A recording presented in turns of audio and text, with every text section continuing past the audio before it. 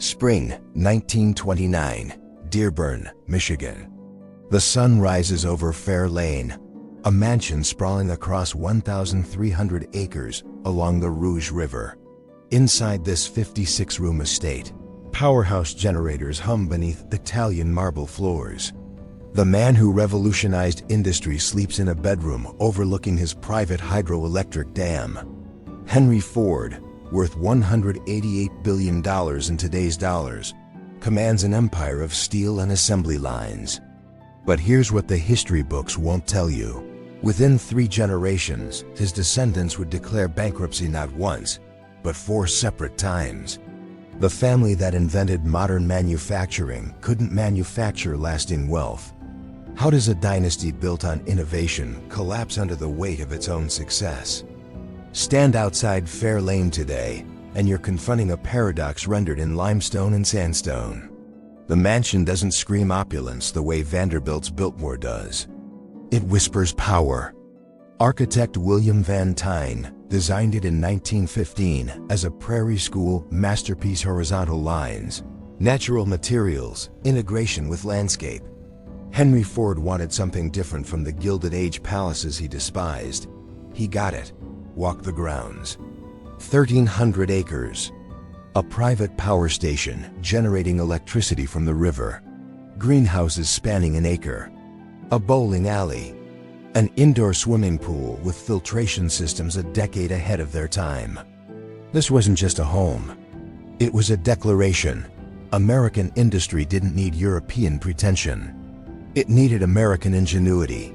The construction took 3 years and cost $2 million, roughly $55 million today.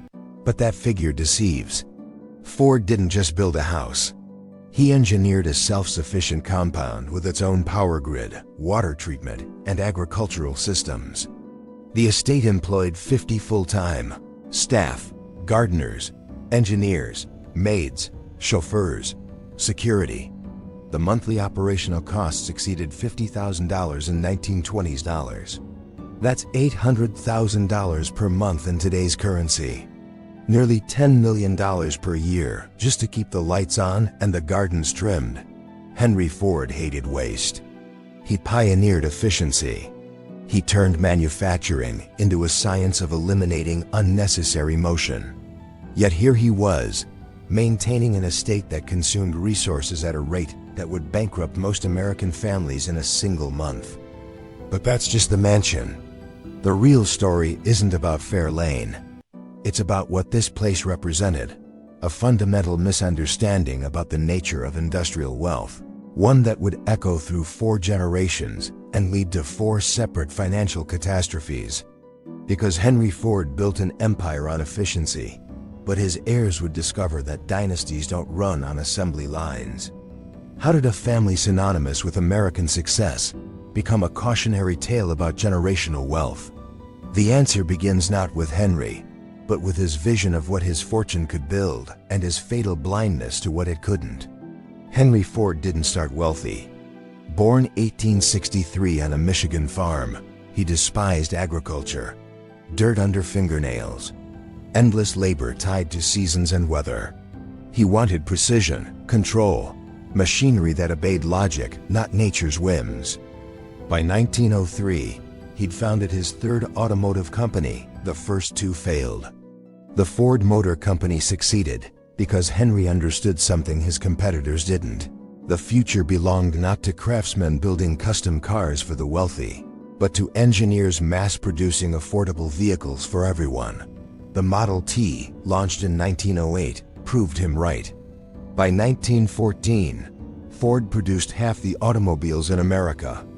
Then came the stroke of genius that built the dynasty, the $5 workday. In January 1914, Ford announced he'd pay assembly line workers $5 daily, double the industry standard. Critics called him insane. He called it efficiency.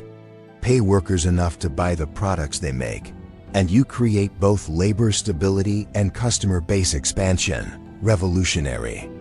The wealth came fast. By 1920, Henry Ford personally controlled assets worth over $1 billion, more than $15 billion today. Unlike Rockefeller or Carnegie, who diluted ownership through partnerships and public offerings, Ford maintained absolute control. The Ford Motor Company remained privately held, family-owned. This decision would prove both blessing and curse. Fair Lane, completed in 1915, embodied Henry's philosophy. He hired architect William Van Tyne specifically because Van Tyne understood modern systems: electrical, hydraulic, mechanical. The mansion featured innovations that wouldn't become standard for decades: a central vacuum system, humidity controls, concrete fireproof construction. The power plant alone cost $250,000, equivalent to $7 million today. It generated not just electricity but heat, using turbines driven by the Rouge River's flow. Henry wanted self-sufficiency. The estate grew its own food, maintained its own livestock, produced its own power. In his mind, Fair Lane demonstrated that wealth should create independence, not dependence on servants and suppliers. The irony escaped him. It took 50 employees to maintain this self-sufficient independence. But Henry was building more than a home. He was constructing a vision of industrial aristocracy, American style. No European titles, no inherited lands. Just capability, innovation, and ruthless efficiency, creating a new kind of dynasty. His son Edsel would inherit the business. His grandchildren would expand it.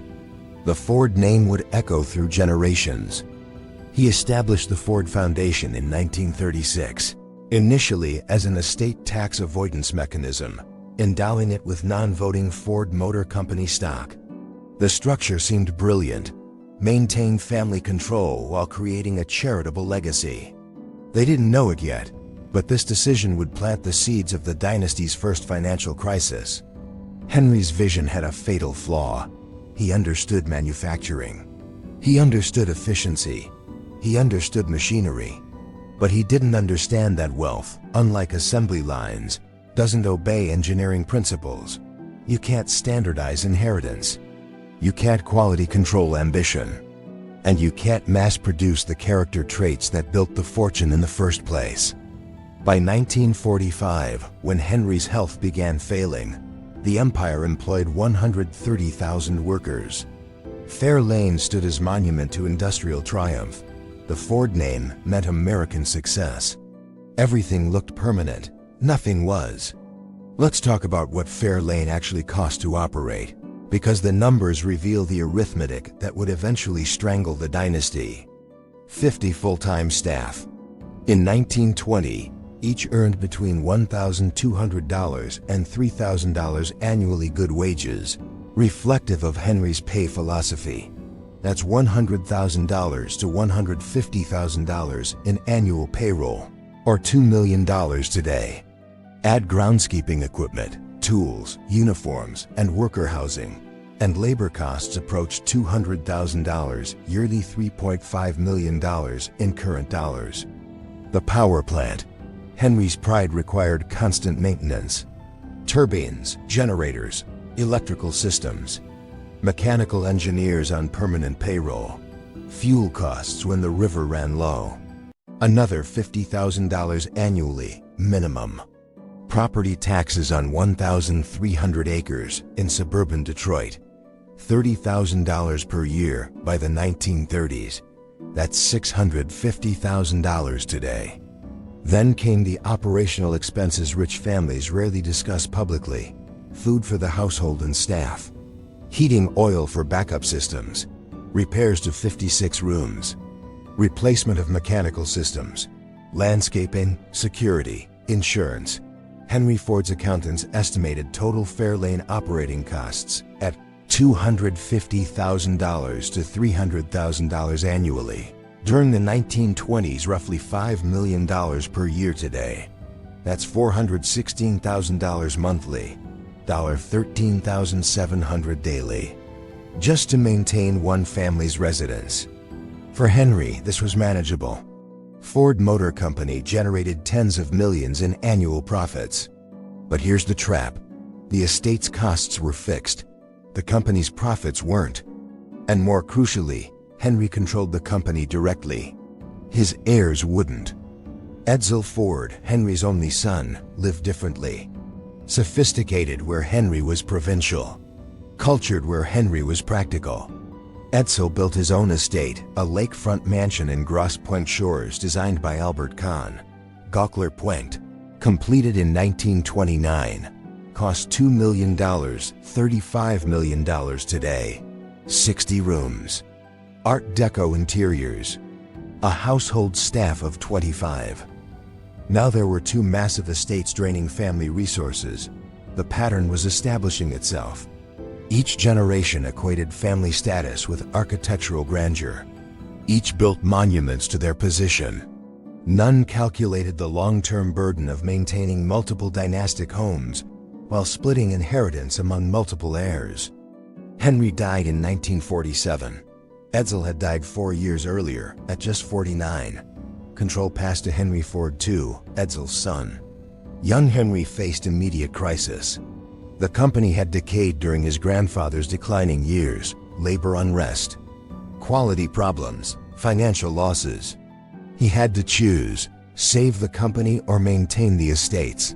Fair Lane became untenable. Operating costs had risen to $400,000 annually, $5 million today. Henry II donated it to the University of Michigan Dearborn in 1957. The family couldn't afford to keep it. This was the first crack. Behind closed doors, the arithmetic turned brutal. The 1936 Ford Foundation structure meant that 90% of Ford Motor Company stock was non-voting foundation shares. The family controlled only 10%, but that 10% was subject to inheritance taxes. When Henry Ford died, his estate owed taxes approaching $70 million, nearly $900 million today. The family didn't have liquid assets to pay it. Their wealth was locked in company stock they couldn't easily sell without losing control. They negotiated a payment plan with the IRS spanning over a decade. The dynasty's second generation was already paying for the first generation's estate planning failures. But the real costs weren't financial. They were psychological. Edsel had grown up in Fair Lane's shadow, always trying to prove himself to a father who viewed him as soft. Henry II grew up watching his father's slow defeat, absorbing the lesson that Ford men carried impossible expectations. Benson Ford, Henry II's brother, turned to alcohol. William Clay Ford, the youngest brother, watched the family dynamics and built his own emotional walls. The mansion's true cost wasn't measured in dollars. It was measured in the pressure to maintain a myth of industrial invincibility, even as the human beings inside the stone walls were cracking under the weight. By 1960, the second generation was fracturing. Fair Lane sat empty. Gauckler Pointe was sold. The estates that were supposed to anchor the dynasty for centuries had lasted barely 40 years. And then came the mistakes, 4 of them, that would turn the family name from triumph into tragedy. Start with the son who should have been safe. Benson Ford Jr., grandson of Henry, great-grandson of the founder. Born into absolute American royalty, he inherited trust funds, company stock, the Ford name. By age 30, he was bankrupt. The details are almost too painful. Benson Jr. never worked a sustained job. He dabbled in businesses, restaurants, real estate ventures that collapsed. He married and divorced repeatedly, each split draining resources. His trust fund had seemed infinite. It wasn't. When you spend $500,000 annually, but the trust generates $200,000, mathematics catches you eventually. He filed Chapter 11 in 1962. The papers reported it as financial reorganization. The family called it shame. How does a Ford go bankrupt? The same way anyone does, spending more than you earn, except with the added humiliation of doing it with a name synonymous with American wealth. Great-grandson of Henry, initiated into ISKCON, International Society for Krishna Consciousness, changed his name to Ambarisha Das. His bankruptcy came not from excess, but from mismanagement combined with expensive spiritual pursuits. Alfie inherited approximately $10 million through trust funds. He donated lavishly to East Con, built temples, funded projects. Noble causes, perhaps, but executed without financial planning. By 1989, debts exceeded assets. He filed bankruptcy in Florida, listing liabilities of $8.7 million against assets of $3.2 million. The Ford dynasty's third generation was proving a brutal economic truth. Inherited wealth without inherited capability evaporates fast. Yes, again, the first bankruptcy hadn't taught the lesson. Benson Jr. emerged from 1962's restructuring, rebuilt modestly, then repeated every mistake. More failed businesses, more divorces, more trust fund depletion. The 1996 filing was uglier than the first. By now, he was elderly, sick. The bankruptcy documents revealed a life of spectacular financial dysfunction, debts to lawyers, ex-wives, business partners. Assets nearly zero. He died in 2002. The Detroit Free Press obituary mentioned his lineage prominently, but glossed over the bankruptcies. The family still protected its mythology, even when the facts screamed otherwise. She was different. Daughter of William Clay Ford Sr., she actually worked as a substance abuse counselor, of all things. She understood dysfunction. She'd lived it. Her bankruptcy stemmed partly from economic collapse, 2008 recession, partly from expensive divorce, partly from the same pattern. Trust funds that seemed infinite, but weren't. She filed with $1.5 million in debts, including substantial credit card balances and legal fees. The poetic cruelty. A Ford declaring bankruptcy the same year Ford Motor Company itself nearly collapsed, saved only by refusing federal bailout money that General Motors and Chrysler took. The company survived. The dynasty kept fracturing. But why? 4 separate family members, across 3 generations, all ending in bankruptcy courts. This wasn't coincidence. This was pattern, trust fund delusion. Each heir assumed the money was infinite. None understood that trusts are contracts with end dates and withdrawal limits. They spent principal like interest. Identity burden. Being a Ford meant expectations without training. They were supposed to embody success, but received no education in maintaining wealth. The family assumed Bloodline conferred capability. It didn't. Company distance. After Henry II, fewer family members worked at Ford Motor Company. They received dividends but didn't build businesses. Consumption without creation became the pattern. Estate planning failures. Henry Ford's 1936 foundation structure locked wealth in tax-efficient but illiquid forms. Heirs got trusts, not cash. When they needed liquidity, they borrowed against trusts, creating debt spirals. Psychological damage. The pressure of the name broke people. Benson Jr.'s alcoholism. Alfie's spiritual escape. Alina's therapeutic career choice. These weren't random. These were responses to impossible expectations. By 2010, the dynasty's financial story was clear. 1 generation of extraordinary wealth creation, followed by 3 generations of steady dissolution. Fair Lane sat as a university museum, preserved not by family, but by institutional adoption. The grand estates were gone. The bankruptcies were public record. The arithmetic had turned out exactly as brutal as the hidden costs predicted. Today, you can visit Fair Lane. It's open for tours. $20 per adult. You walk through rooms where Henry Ford once entertained Thomas Edison and Harvey Firestone. You see the bowling alley, the swimming pool, the power plant. Everything is preserved, maintained by University of Michigan Dearborn, with grants and admission fees. The tour guides tell stories of innovation and friendship. They mention Henry's $5 workday, his Model T, his impact on American manufacturing. They show you the beautiful details, Italian marble, intricate woodwork, engineering marvels. They don't talk about the bankruptcies. That's not in the official narrative. The Ford family still wields influence. William Clay Ford Jr., serves as executive chairman of Ford Motor Company. The foundation endures as one of America's wealthiest philanthropic institutions, with assets exceeding $16 billion. The company employs 177,000 people worldwide. But peel back the Dynasty's veneer, and you find a haunting truth about American wealth. Creation and preservation require utterly different skills. Henry Ford mastered creation. He understood production, innovation, efficiency. He built an empire from mechanical genius and ruthless focus. He didn't understand that wealth, once created, becomes a living thing that must be fed, managed, understood. You can't manufacture financial discipline on an assembly line. You can't standardize wisdom across generations. You can't quality control character. The bankruptcies weren't aberrations. They were inevitable. Consider the arithmetic.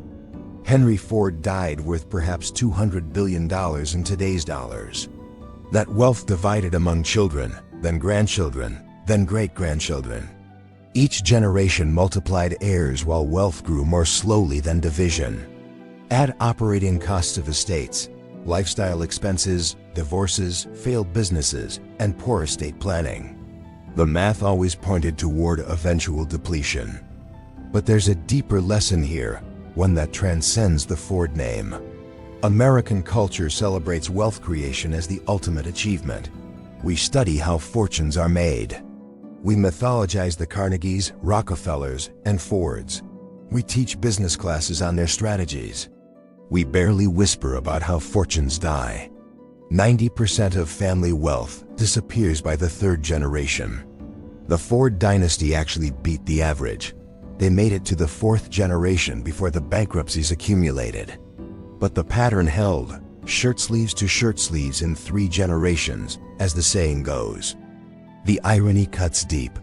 Henry Ford spent his life fighting entropy in manufacturing, eliminating waste, maximizing efficiency, perfecting processes. But entropy won anyway, just in his descendants rather than his products. The Model T stopped production in 1927 after 15 million units. Fairlane lasted as a family home barely 30 years. The dynasty fractured in 3 generations. What remains? A museum. A company that survived by becoming public and professional rather than dynastic. A foundation doing genuinely good work. And a name that still means something, even if what it means has changed. The 4 bankruptcies aren't the whole story. Plenty of Ford descendants live quietly, comfortably, without financial drama. But those 4 failures reveal truth that success stories obscure. Wealth is not an object you inherit like a watch. It's a responsibility you either master or don't. It's a skill set, a discipline, a psychological burden that breaks as many people as it elevates. Walk through Fairlane today on an autumn afternoon. Sun slanting through leaded glass windows. Leaves drifting onto manicured lawns maintained by university grounds crews. The house is beautiful. The history is fascinating. But listen carefully. Beneath the tour guide's practice narrative, you can almost hear the echo of Henry Ford's original miscalculation. The belief that building an empire meant leaving a dynasty. He understood steel and assembly lines. He never understood that the most valuable machines don't pass through bloodlines. They have to be rebuilt in different forms, by each generation willing to do the work. The Ford name endures. The industrial dynasty died 4 bankruptcies ago. And Fairlane stands as monument to both what was achieved and what couldn't be sustained, a palace of American ingenuity, maintained now not by inheritors, but by strangers who bought tickets to glimpse what wealth, at its peak, looked like just before the arithmetic caught up.